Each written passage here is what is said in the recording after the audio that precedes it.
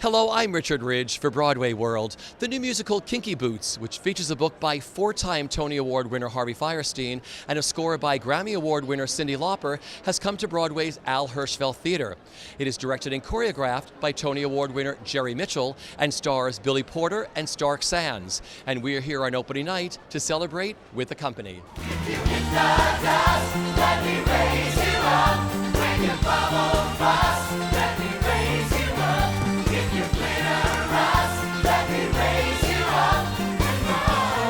Raise up, raise up. If you hit the dust, let me raise you up. When you bubble bust, let me raise you up. If you glitter rust, let me raise you up.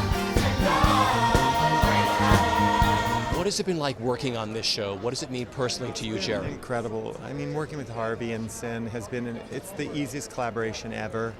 The cast, I think, is sensational. All of them, every single person. I'm really proud of the cast, of who they are and who I picked, or who we picked, but what they've brought to the story.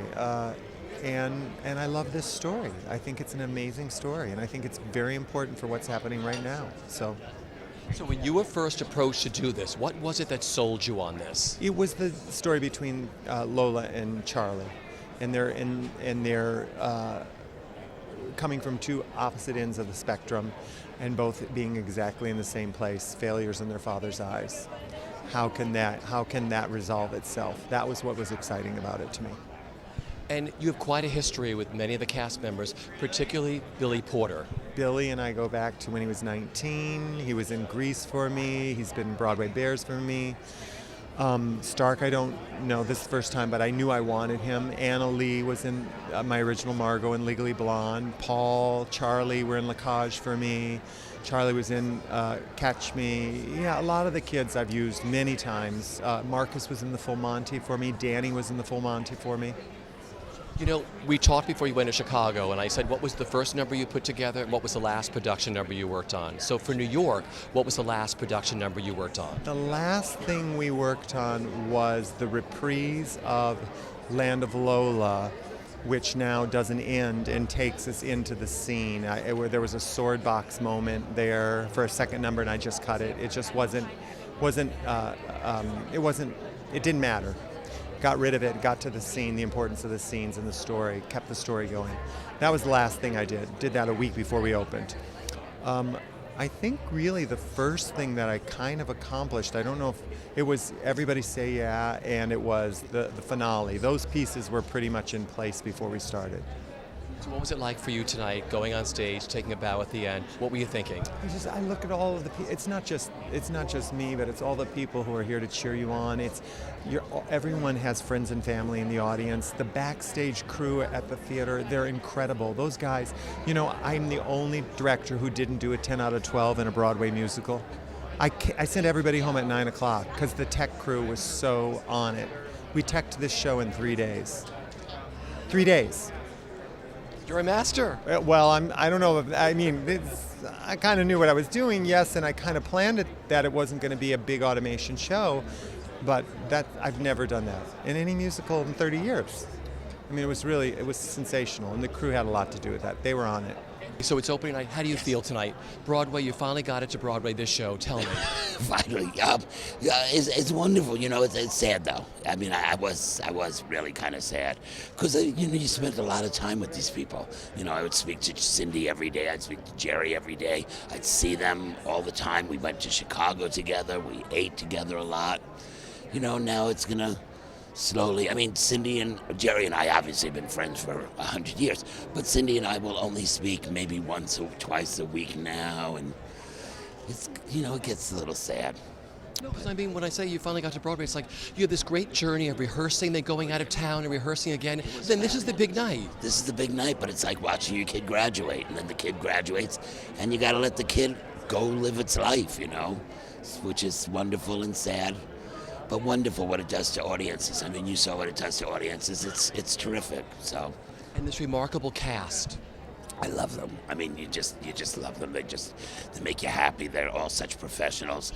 They do it full out every time, and they're just great.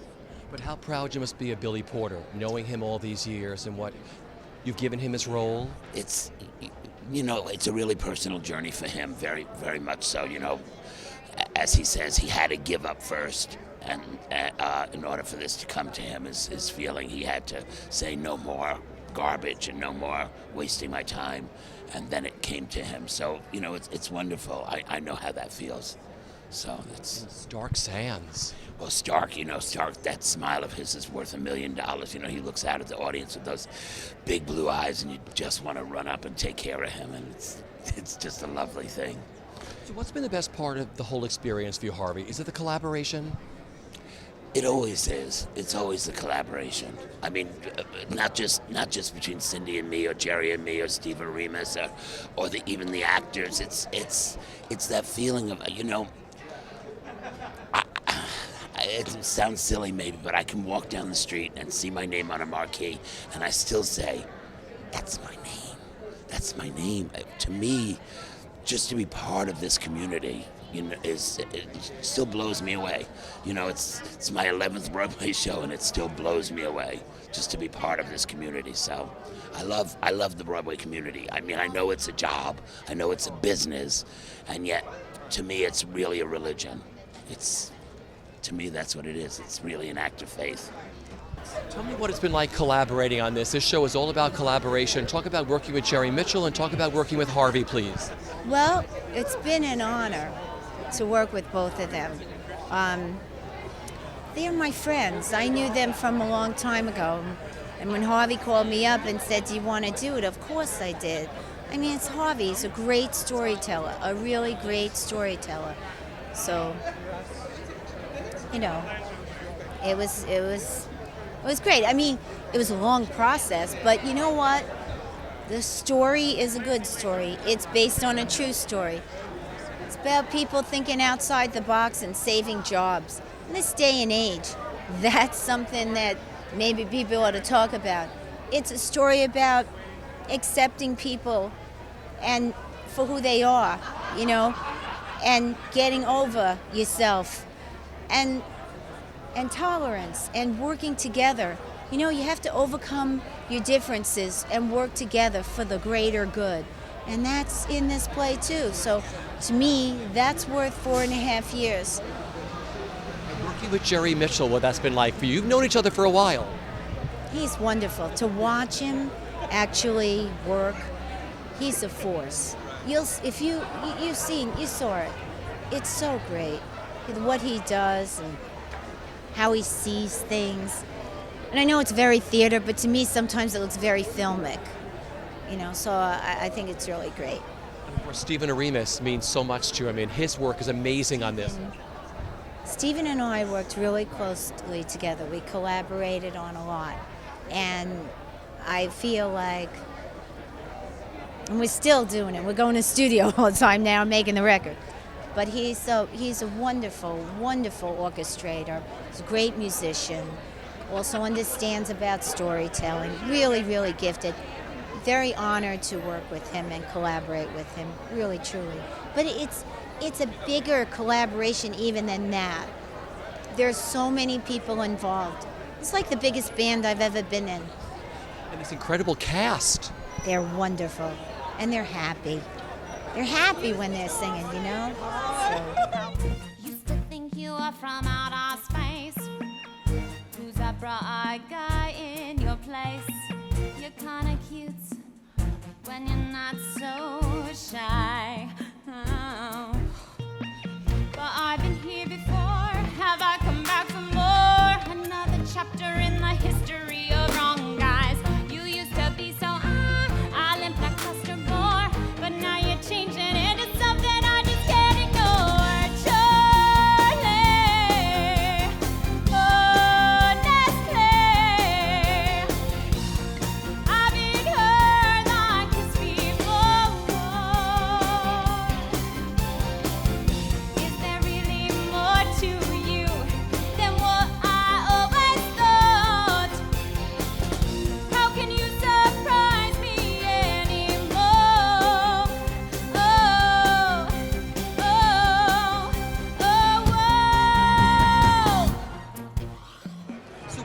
been like working on this, the whole experience? You know, I've been working on this show for just over 2 years, and tonight during the curtain call, I was fighting back tears on how proud I am of the piece and how proud I am of the heartbeat that this show has, and that it really reaches the back row of that house. And you know, if we can change one mind at a time, then we've done our job, and that's what the theater's about.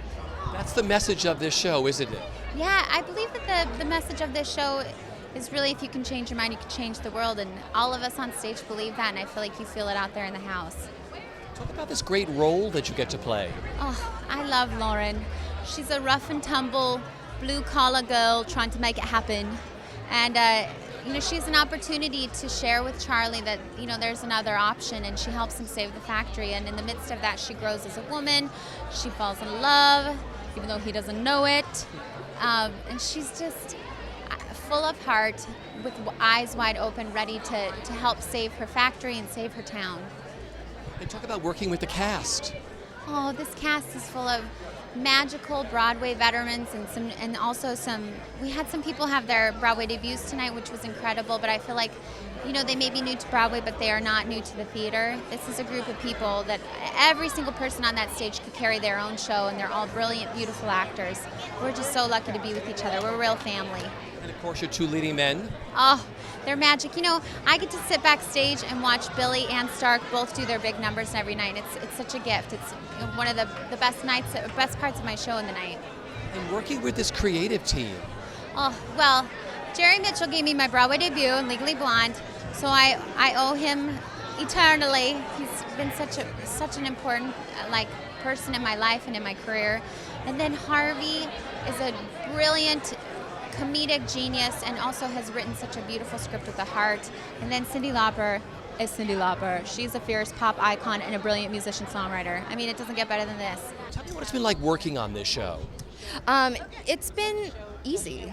It's been really easy because Jerry Mitchell really knows how to talk to his actors, and he always made me feel so comfortable and at ease, and was always so willing to kind of, I don't know, he was just really good at telling me what he wanted, and it made it so easy. There was no confusion, no anything like that. Harvey is a doll, we know that. Harvey is just like, he's like my grandmother, and Cyndi Lauper is just a, you know, phenomenon. So it's like, you know, to work with an idol, and then to work with Jerry Mitchell, and to work with Harvey Fierstein, it's like a dream. So it was so easy and fun. Talk about the role you get to play. Oh, I play Nicola. I get to play the one everyone hates, which is kind of amazing because I get to wear the best clothes and the best shoes. But I mean, you know, for me, the role is actually more personal to me than a lot of other people would think. I'm not that horrible, but but you know, there is her side of the story, and I do love to tell her story as much as I can. It's not about Nicola. It's not the Nicola show, so you only get little bits and pieces, but I'm happy to be there and support everyone with my story. This is my first original Broadway show. I came over from Mamma Mia, and I've been working on the show for 4 years. I feel amazing. I feel really blessed, and the audience tonight was so amazing and filled with friends and stars, and they were so supportive. I feel like I'm walking on air, literally. Talk about what it's been like working on this show and the great role you play. I play the role of Trish, and I'm a factory worker. And Trish, I feel really lucky because I'm a comedian and I get to be funny. And then in the second act, I get to have a very dramatic scene where almost every night, Charlie and I cry. We really cry because it's a turning point in the show. And as a comedian actress, you don't get that opportunity to show that side of yourself or of your acting ability. So I just feel really blessed that I get to do that. And I love that more than just being funny, actually, because it's you know, we really feel it, you know. So I love it. What's the greatest part about being a part of this show? Working with Cyndi Lauper and Harvey Fierstein and Jerry Mitchell and Stephen Aremus has been a dream come true for me. If you'd have told me that I would be doing that sometime in my life, and not just to work with them, but to be friends with them, I mean, I really feel close with them, and I could just call them up and say hey or ask them any question. It's hard to believe. It's hard to really have that sink in, but it's what it is, and they're wonderful people, and they're so talented, and we have the best creative team on the planet, so. Stilettos are in his eyes.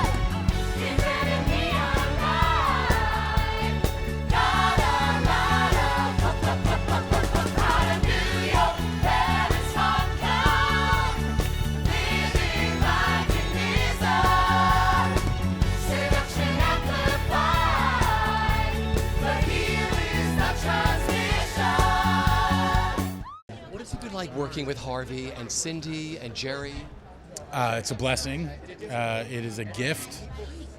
I've known Harvey for a few years, but I've never worked with him before. So working with him as the scribe has been such a great change for me, because usually most of my experience has been with shows that are already established, the script and everything. So this is really the first musical for me as from the beginning, which has been really great. So I've been able to go through the process with Harvey and with Cindy and working through the things with everybody, and it's been so great. It's been so great. Cindy works so hard, and she's been there every day making sure that the music is just right, and Harvey's made little changes with lines here and there, and everything's been tightening and making it perfect. And you can't ask for anything better. You got the best people in the business. Yeah. What a great role you get to play. Talk about him. Yeah. The journey your character goes on. Talk about him. Which is great because Don is he's one of those guys. He's really not a bad guy. He's set in his beliefs, and he's sort of, I don't want to say old-fashioned, but he believes in what the factory's already been doing. So that when this change comes in and this entity shows up and changes everything around, he has to kind of dig within himself and make all that happen. So it's been great working on it with Jerry and Harvey. So it's your opening. How do you feel tonight? I feel fantastic. At any point, we were just talking with Danny Sherman, who plays Don in the show, and I said, the dressing rooms are right next to it. I said, at any point tonight, I'd look over and there'd be some actor crying on stage. I've never experienced anything like that. I've had some great openings on Broadway and off Broadway. I've never experienced something where the whole cast as one rolls forward with the audience, keeps on the toes in front of the audience. My mom came to see the show last weekend, and she is a woman of a certain age, let's say, and she's seen a lot of theater in her life. And I said, what was your favorite part? Knowing she's going to say, my son in high-heeled boots. And she said, the message. And I said, what do you mean? Not the drag queens and not the... She said, no, I know some people who could stand to hear this message. And I thought, how wonderful that she reached it and found the kernel that is the show. Accept, change the world if you change your mind. Accept people for who they are. And my mother found that. And then later on she said, and I like my son wearing the boots, and everyone laughed, and I like when you get your laughs. Yeah, it was just wonderful. What about this great role that you play? George Moon, when I first read the script, I thought, I know exactly who he is. We did the full Monty with Jerry, took us boys over to London, we did the full Monty, and there was a guy in a watch repair shop next door who had a space in his teeth and his hair was forward, so I knew what he looked like. It just couldn't fill out the inside of him. Yeah. So the best part of the experience has been what for you with working on this show? Working with Jerry Mitchell. Again, a remarkable director, a remarkable friend. He can give you a note through a compliment like no one can, and make you think it's your idea, and give you the benefit of having it be your own idea, so you have it inside of you as opposed to be put on you. He's just great. It's great to work with 10 years ago. He's great to work with again. Talk about the role that you play. Well, I play one of the factory workers, and I also play the Italian stage manager when we go to Milan.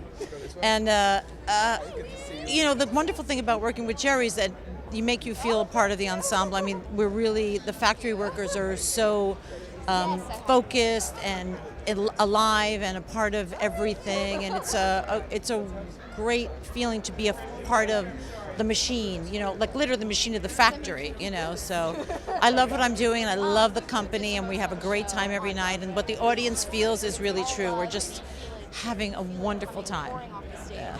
And working with this company of actors. Yeah, it's a tremendous company. They pick just wonderful people, great actors who really know how to work and also to have fun. So we're just we're loving it. We're just loving it. It's wonderful. Congratulations. This is time for a shake-up. Look at me wake up, taking control. This is a new beginning. My gears are spinning. Let's rock and roll. Just put one foot onward and forward. I used to be a zero, but now I clearly feel that I may be the hero who reinvents the heel. I may be facing the impossible. I may be chasing after miracles. And there may be the steepest mountain to overcome. But this is step one. Yeah, this is step one. Talk about this great role that you play. I play Charlie Price, and he's a bit of a, I don't know, he's a bit of a ship without a rudder at the beginning. He doesn't really know what he's meant to do, but he thinks it's not what his father is trying to hand him. And inevitably he has to take the helm of the family business. And, you know, he finds direction from a fabulous drag queen named Lola and ends up, you know, hopefully saving the day. It's a real redemption story, and it's about accepting yourself with all your failures and accepting other people for who they are. And talk about working with the creative team. I feel like I am the luckiest guy in the world. So many of the jobs that I've had have been with incredible, incredible people, and from the creative team especially. And this time, you know, Cyndi Lauper, I get texts from Cyndi all the time. You know, it's like, what? Cyndi, you know, I get to sing her words that she wrote for me, you know, songs that she wrote with me in mind. It's an amazing thing. Harvey Fierstein is like, you know, he's like a family member now. I get nuzzled from him, and his beard is so scratchy, it just tickles your neck. It's the craziest thing to be a part of this group. Jerry Mitchell is an unbelievably talented director, choreographer, person, and I just feel like I'm, you know, as long as I can keep doing my job, I can play my part in this, and hopefully we can last a while. Oh yeah. And talk about working with this company, especially Billy Porter. Yeah, well, Billy and I have really hit it off from the beginning, and I wrote him his opening night letter tonight, and I told him I learn something from him every night, and I do. He's a tour de force. He is. I'm looking at him. That's why I keep glancing over this way, but he's you know, he is a teacher in real life. It's one of his many talents, and I feel like I learn something from him every moment in the show. And he's a lot of fun to play with. It's a dream. Working with this creative team, I mean, I think, you know, when you have people as singular and as individual as Harvey Fierstein and Cyndi Lauper, you know, I've always been that kind of singular individual type of artist. And it always felt like I didn't have anywhere to go. So I feel so lucky to have the people who've actually created the template for singularity to sort of write this for me. It's just such a gift. It's a gift. And your captain of the ship, Jerry Mitchell. Well, I mean, Jerry and I go way back. We go back to the 80s. I've known him forever. And, you know, just to watch him grow into the director, choreographer that he has become is extraordinary. And what I love about him is that he understands the form. He understands that musical theater is uniquely American. He understands that there are rules. He embraces them.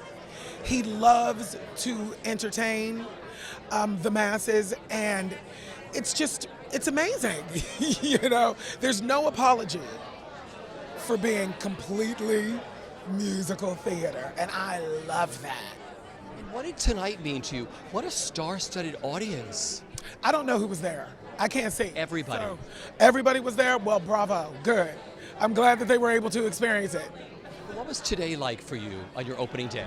You know, I tried to just sort of stay even, you know, and just because I woke up this morning and I thought I need to just breathe so that I don't run out of breath and I don't run out of energy, because I have a lot to do.